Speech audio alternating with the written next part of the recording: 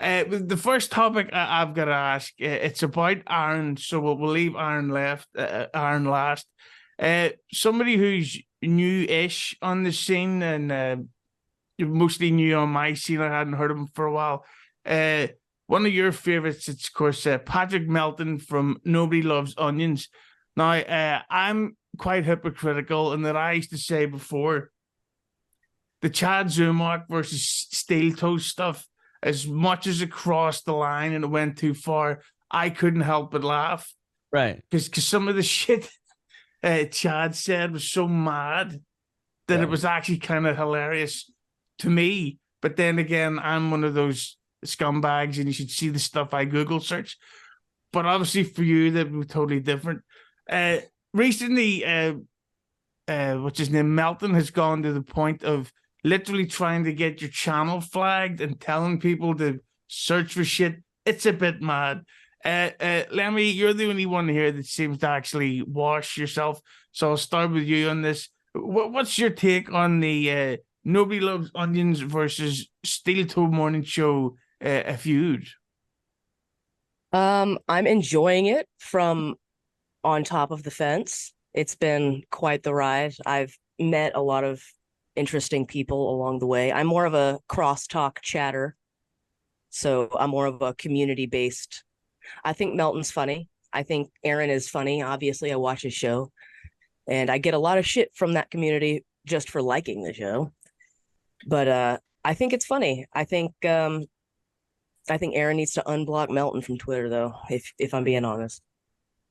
See, that's one of the things. You make a great point there. It's that if someone goes, did you like that Steel Toe show? And you go, yeah. And the response is, fuck you.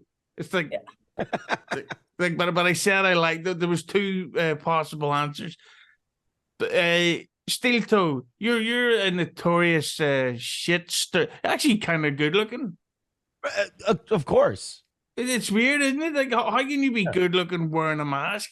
It's you and Rey Mysterio and the IRA. I don't understand how this works. But you've of course been on the sides of feuds for quite a while. Fuck knows who you're feuding with at the minute. When you see this Melton and Steel Toe feud going on, you even hung around with old Patty in Las Vegas or whatever the fuck it was. What's your take on the feud there, Blue Eyes? The biggest takeaway in this feud is at least both the guys, Steel Toe and Melton, are at least trying to be funny. Unlike Chad, where he just sits there and says, "You stink, you're bad, you stink, you know, this, that," and there's nothing funny about it. I watched both these guys' show, and you can genuinely tell, like, even if they're attacking, they're at least putting in effort to make it funny. And agreed, yeah, unblock on Twitter. Come on, you know, he's not going to blow your stuff up. He's a professional too. But it bothers him. It does, yeah. I mean it's fun. Yeah. If it bothers him, why stop? Yeah. I don't know. I mean, maybe block some of his like diehard fans, but I like tuning into both the shows to seeing the trash talk. I'm finally not in the middle of it for once, but you know. But Ski Mash, do you think that the potential is that it goes too far in that to actually try to get the account shut down? Like, I think that's a little far. Like, I like the dirty humor and the vulgar commentary. It's actually kind of sexy in a way. But I think that are either of these guys doing that, like actively trying to get the account shut down? Oh my God, are you kidding me? Or I mean, that's something I know Chad would do. Or bringing my sister and my mother-in-law into it. Look, the guy's desperate. I get that. He wanted to be relevant again. He rode my back to it. And I, really, honestly, I needle him once in a while. And it seems to really set him off. And it gives him a good rant to go off on. I mean, I'm in it for like a slight laugh here and there. I've been doing this too long to really go, I'm going to destroy a guy and I'm going to break him down. I'm going to get rid of his channel. I don't know. If you ask me, a lot of it's just and internet stuff. And if you take it seriously, it's kind of cringe. Right. And then both of you guys do like 4-hour shows. So, I mean, you can only talk about so much, but right. Some of these other guys do 1 to 2 hours and that's it. So they try to cram everything in at once and it's kind of overbearing. Yeah. I think he needed some heat. And I think the Chad and me thing was going pretty well. and he kind of jumped in the middle of it. And I'll give him this kind of credit. He's kind of a one-trick pony. This is his big trick, and he's riding it for like 6 months. And it makes me feel like I'm kind of responsible for him now. Like I got to keep doing stuff so he can stay afloat as well. I mean, if I don't do that, what's he going to do? He lost the Kevin thing. He fucked that up. I think it's his fans that are sending him all the content. Like, do you have people sending you stuff? Like some of your diehard fans? I got to be honest. I don't think none of my fans way to look up stuff. He's just people are just shit. Lemmi can attest to this. My fans really don't give a shit about it. Like they really, if you try to bring it up, they're like, we don't fucking care. Like it's I honestly, I don't really ever see anything of it.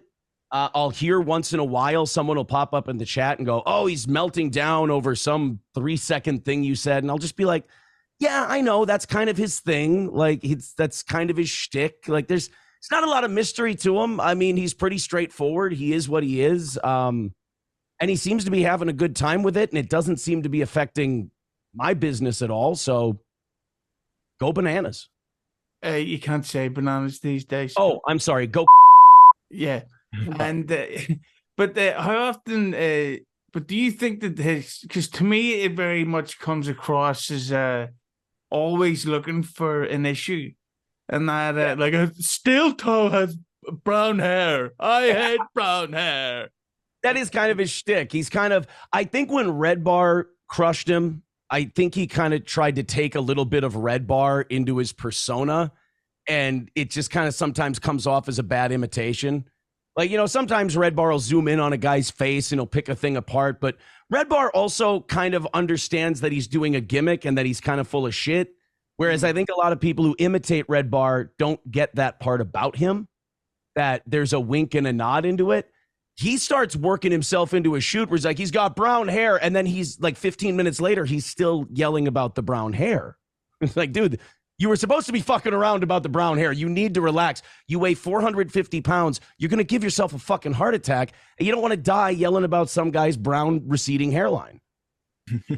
Speaking of heart attacks, and you said bad impression, let's all do a James Gandolfini impression. Ski Mask, we'll start with you. Agabagoo, what are you doing? Lemmi? A gabagoo means a capicola. Aaron? What is this guy? No, I see. I don't know. I get. He's a Christopher. But you know what's disgusting about that? That's the best one out of any of us. That's the only reason why I brought it up. You know, I have to win. No, but the thing I like. Nobody Loves Onions, and the plan is to potentially interview him soon. But at the same time, it's kind of like, you know, don't be that, because once your act is exposed, people then just go. Because like to me, one of the things was like the Chad thing, and I was always a Chad fan. But the Mud Shark thing started becoming obvious, where he started becoming like noticeably desperate to pick on a thing and be like, oh, socks? Why the fuck would April wear socks? They're getting divorced. It's a clear sign. Well, see, that I don't think there's a difference between Melton and Chad in that regard. I thought people already knew that Patrick Melton is a gimmick. He always was a gimmick. Like, that's not a real person. I thought people already knew that. Maybe they haven't smartened up to it. I don't know, but yeah, that's not a real guy. Like, I cannot stand gimmicks, and I think there's no need for them. Right, Ski Mask? Correct. And I got to say, today he accused some of these other smaller shows of stealing from him when he's clearly stealing some of the sayings from Red Bar. He even got called out about it. Yeah. So, and like Steel Toe was saying, whenever he's going to a subject, he'll spend 15 minutes on it. It's like, fucking get to it. You know, that was what Red Bar's problem. He would never get to what people were there for. And the chat is just brutal. That's the first time I ever got in it, was this morning. And it's all the Red Bar guys. I've seen those names before. It's just people who like to stir shit and just say whatever they want. I mean, he was talking about Joey C's daughter, and it was so brutal. Like Hughezy said, I couldn't help. I was dying laughing. And I'm like, this is insane. The stuff Yeah. that's going on in here. Yeah, when he's like, oh, you got to report Steel Toe's channel. We're going to get it taken down, and it's going to be, you know, and he's going to get divorced, and his mother-in-law and his sister are this, and then puts pictures up and all that shit. It's like, I don't know. I guess I've been around long enough where I see that for the desperation it is, and I don't really take it to heart.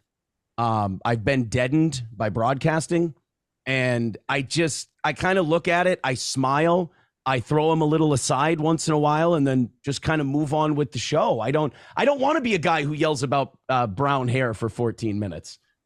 It just doesn't seem like fun to me. Yeah, and Right. no, you go ahead, Ski Mask. You run the world. You're doing a 4-hour show by yourself. I mean, at least you have a co-host for the most part, Steel Toe. So, you know, you can kind of bounce off each other. So if he's going to take that underneath his wing and try to do these 4 hours every day, it's just going to ultimately lead to talking about brown hair for 30 minutes. You know, I mean, what else is there to fucking talk about? I can barely do an hour talking about MLC. I mean, there's only so much you can get to.